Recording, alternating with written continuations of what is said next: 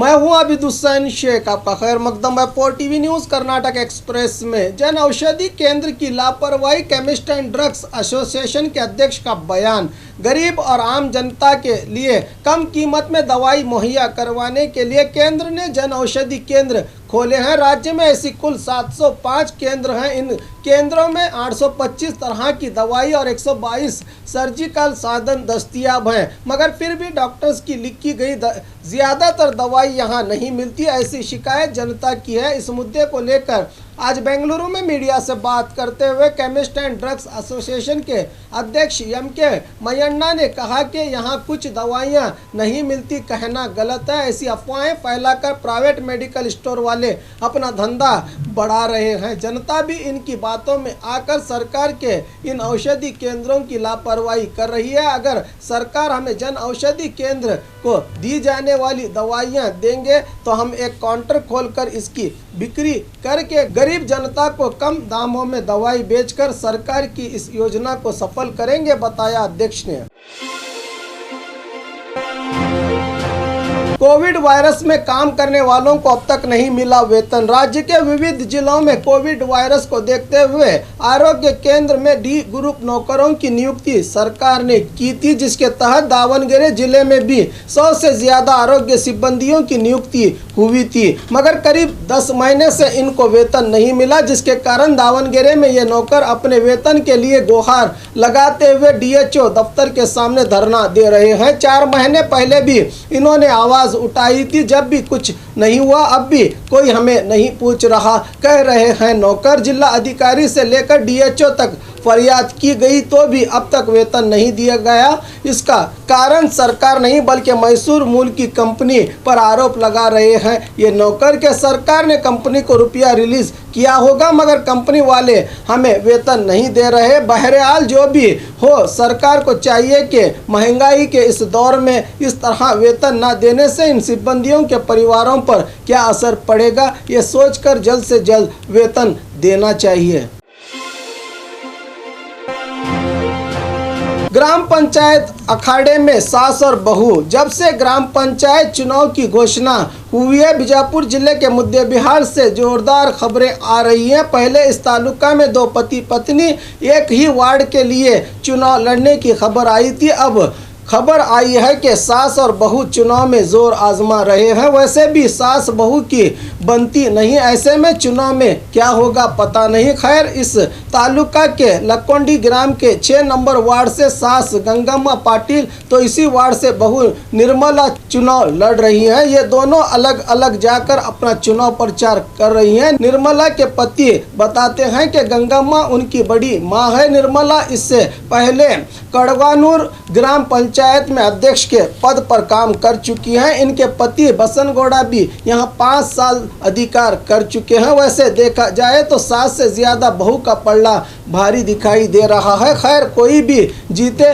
ग्राम की अभिवृद्धि होगी तो ठीक होगा।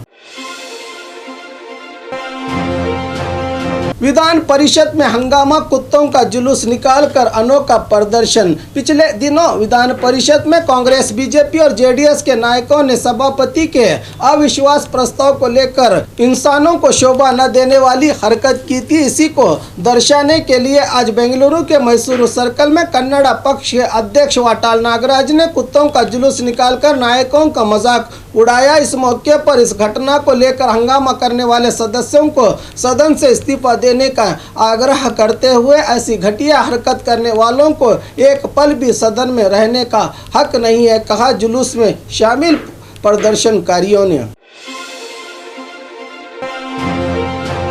सचिव के दिलासे के बाद धारवाड़ में प्राइवेट स्कूल टीचर्स का धरना खत्म। अपनी कई मांगों को लेकर एमएलसी बसवराज होरट्टी के नेतृत्व में प्राइवेट स्कूल टीचर्स संघ सहित कई संघ के सदस्य धारवाड़ में सरकार के खिलाफ एहतजाज कर रहे थे। आज सरकार की तरफ से यहां पहुंचे सचिव सीसी पाटिल ने इनसे मुखातिब होते हुए कहा कि सरकार आपकी मांगों पर गौर व फिक्र करने के लिए तैयार है। कोविड के कारण आप सब लोगों को काफ़ी तकलीफ पहुंची है, इसका एहसास सरकार को है। आने वाले 3 महीनों में सभी समस्याओं का समाधान ढूंढने का वादा सरकार करती है, जिसको देखते हुए इस धरने को वापस लिया जाए। इनकी बातों को मानते हुए टीचर्स संघ के सदस्यों सहित बसवराज होरट्टी ने भी धरने को खत्म करने की घोषणा की। बेलगाम जिले में गोली चलाकर कत्ल की कोशिश। बेलगाम जिला हुक्केरी तालुका के यमकन करड़ी ग्राम के ब्रह्मा भूपाल दुमडाले नामक व्यक्ति पर अनजान लोगों ने गोली चलाई, जिसमें ब्रह्मा के बाजू में 2 गोलियां लगी हैं। कल रात चेहरे पर मास्क लगाकर आए हमलावर ने ये वारदात को अंजाम दिया है। यमकन करड़ी पुलिस मामले की जांच में जुटी है। पिछले हफ्ते यानी 11 दिसंबर को भी रायबाग के झंडा कट्टे के पास फल बेच रही 35 साल यास्मीन तहसीलदार नामक महिला पर अनजान व्यक्तियों ने एसिड फेंका था, जिसके कारण महिला घायल हुई थी। अपर जिला अधिकारी के घर में चोरी। दावणगेरे शहर के SS layout 6th cross indoor stadium के पास स्थित दावणगेरे अपर जिला अधिकारी वीर मल्लप्पा के घर में चोरी की घटना घटी है। कल ही ये अपने नए घर में प्रवेश करके पूजा अर्चना करके कुछ सामान रखकर पुराने घर लौटे थे। इसी का फायदा उठाते हुए घर का पिछला दरवाजा तोड़कर चोरों ने इस चोरी की घटना को अंजाम दिया। बताया जा रहा है कि चोरों ने घर में मौजूद चांदी की चीजों को उड़ाया है। विद्यानगर पीएसआई रूपा मौके पर पहुंची।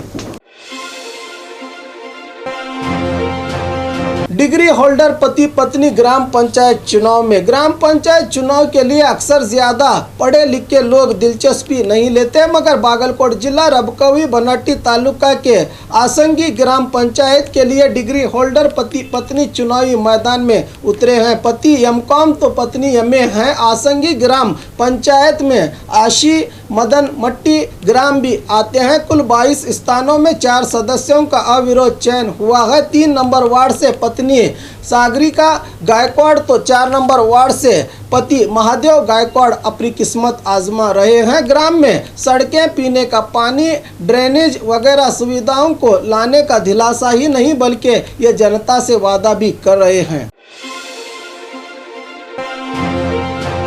सरकारी योजनाओं में करोड़ों का भ्रष्टाचार, जेडीएस जिला अध्यक्ष का आरोप। गुलबर्गा में मीडिया से बात करते हुए जेडीएस जिला अध्यक्ष केदार लिंगैया हिरेमठ ने बताया कि कर्नाटका ग्रामीण सुविधा निगम में कोई भी काम न करके करीब 18 करोड़ रुपये गबन किए गए हैं। 2014 और 15 को कर्नाटक नेरावरी निगम से 18 करोड़ रुपयों का अनुदान आया था। एससीपी और टीएसपी के तहत 202 कामों को करवाने के लिए KRIDL को अनुदान दिया गया था। चितापुर तालुका के विविध ग्रामों में मूलभूत सुविधाओं के काम करना था। जिला पंचायत और तालुका पंचायत के कामों को दिखाकर पूरा रुपया हड़प लिया गया है। इसके दाखिले मांगने पर भी नहीं दिए जा रहे। KRIDL पर क्रिमिनल केस करना चाहिए। उसी तरह कर्नाटक नेरावरी निगम के खिलाफ लोकायुक्त में शिकायत करने की बात बताई जिला अध्यक्ष ने। लव जिहाद कानून लाने की सरकार तैयारी कर रही है। कृषि मंत्री आज हावेरी में मीडिया से बात करते हुए कृषि मंत्री BC पाटिल ने कहा कि लव जिहाद पर कानून लाने की तैयारी सरकार कर रही है। विधान परिषद में हुई घटना को लेकर कहा कि ये सब कांग्रेस की गुंडागिरी की संस्कृति को दर्शाता है। पीएम मोदी जी ने कुमारस्वामी को जन्मदिन पर बधाई देने के सवाल पर कहा कि जन्मदिन पर बधाई देने में कोई बुराई क्या है, ये पीएम का बड़ापन है। सियासी दुश्मनी हो भी तो हम एक दूसरे के सुख दुख में हमेशा भाग लेते हैं, बताया कृषि मंत्री ने। ग्राम पंचायत चुनाव, उम्मीदवार के घर के सामने करनी करतूत। हुबली जिला अनिगेरी तालुका के बसापुर ग्राम में ये घटना घटी है। इस ग्राम के पारसनाथ जैनर के घर के सामने अनजान लोगों ने नींबू, कुमकुम, सुइयां, लाल मिर्ची वगैरह फेंके हैं। ऐसी ही घटना शिवमोगा जिले के ओटी घट ग्राम में भी घटी है। इससे चुनाव लड़ने वाले उम्मीदवार काफी परेशान हुए हैं।